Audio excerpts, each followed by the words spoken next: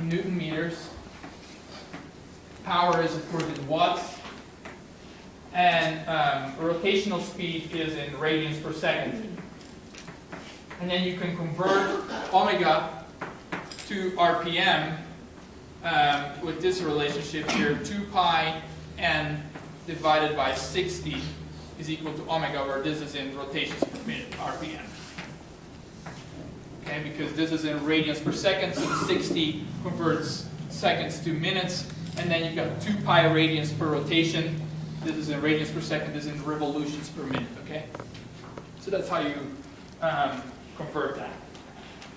And again, a motor exercises a torque moment on the shaft and makes it rotate, and a machine exercises a torque on the shaft against the direction of motion. It wants to stay in rest. Okay. The second method is belt pulley transmission. We're going to talk about a flat belt. It's the same type of stuff for a V belt or any other belt, but it's also a common way of transmitting torque.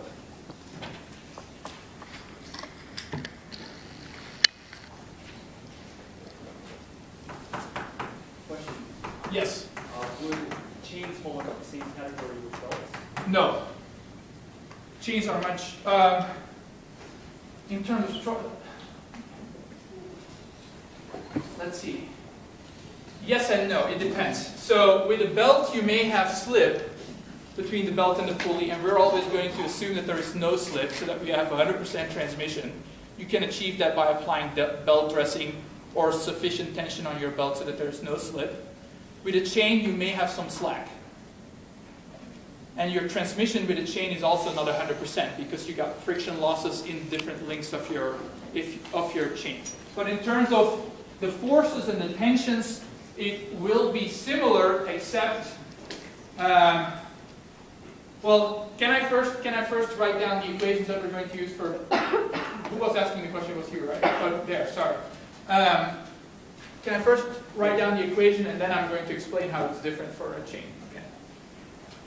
All right, so for a belt and a pulley, so this is my pulley, top view, or side view, it doesn't matter. And then we have a belt that is wrapped around it. And we have a tension T1 on one side of the belt. We call that the tight side.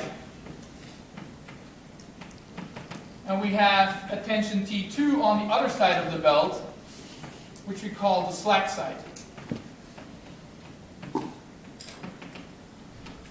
And T1 is larger than T2. The difference is the friction force in between belt and pulley. Now we also have this belt wrapped around the pulley, and the angle between these tangential contact points we call theta, and we call the wrap angle.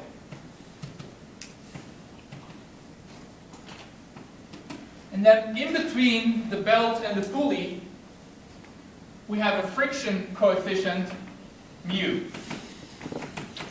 which can be tuned by the materials or by belt dressing. You would never apply oil between your belly, probably never oil,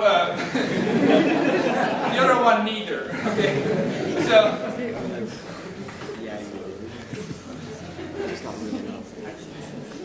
So now we can relate all these parameters. These are the parameters, physical parameters that define the system. We can relate them to each other. And that is called the capstan equation or the belt pulley equation. And essentially what that says is the ratio of the tight side over the slack side tension, T1 over T2, is the exponential function of the product of the friction coefficient and the wrap angle. Okay? So if we have the wrap angle and we have the friction coefficient, and we know one of the tensions, and we can calculate the other one. Or vice versa, if you know the two tensions, if you measure these two tensions with a load cell, and you measure the wrap angle, you can actually calculate the friction coefficient. So now back to that question, how is this different from a chain? A chain has a chain wheel and has links, and it's not going to be described by that equation. In fact, to design a chain, typically what you do is you follow the recipe of the manufacturer in their catalog. It's that simple. You know, it's one of those things that is purely empirical, and you follow whatever they say you need to follow. Now this one is interesting, and well, it's almost Friday, so there is some dating advice hidden in this equation, which I'm going to give you. And it's timely because it's Friday, right? So I've tried this many times. It's resulted in many second dates for me, and so I'm going to let you know the secret. So what you do is you go out with your significant other, and you have to set it up a little bit. So you put a rope in your trunk, and when you park at the restaurant, you make sure that you back up against like a light pole or something. So it's the situation that follows. You're going to park your car, and so here's a light pole, and so when you get back from the restaurant to your car, you say to your significant other, I'm going to show off my upper body strength, and so why don't you go sit in the car, and you take off, and I'm going to, hold the car just by upper body strength. So here, you got whatever, your significant other sitting in the car, and you're going to be out here, and without her seeing, what you do is you attach the rope that you had put in your trunk, you attach it to your hitch, but without that she can see it, you wrap it twice around that pole, and then you hold it. Well, like this actually. But make sure to do it twice, and I'll explain with numbers right away twice, because otherwise you may look like a fool. She takes up and you can't hold it, right? That wouldn't be the desired effect. So anyway, so let's calculate here, okay? So let's see how many times would we actually have to wrap for us to be able to hold that car, right? So let's make some assumptions. Let's say a friction coefficient is equal to 0.5. Our rep angle theta, we're going to try it for, say, 1 rep and 2 reps. There's a reason that I said you have to do it for 2 reps. So it's either going to be 2 pi, that's 1 rep, or 4 pi, which is going to be 2 reps, right? And then let's assume that,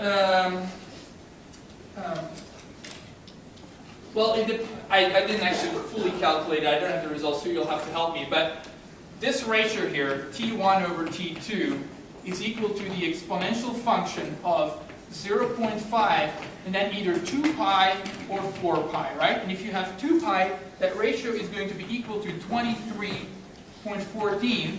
And if you use 4 pi, then it's equal to 535. Right, so 23.14, that never, I never tried that. But the 2 reps, the 535, that I can do, because it's just essentially the weight of the rope is going to be sufficient for you to hold 535 times that simple holding of the rope tension, okay? So that's going to hold that car from taking off. Now, it may take out the light bulb, and that would reveal your trick, but anyway, so let's end it here. And what we're going to do on Monday is I'm going to take you through a structured recipe for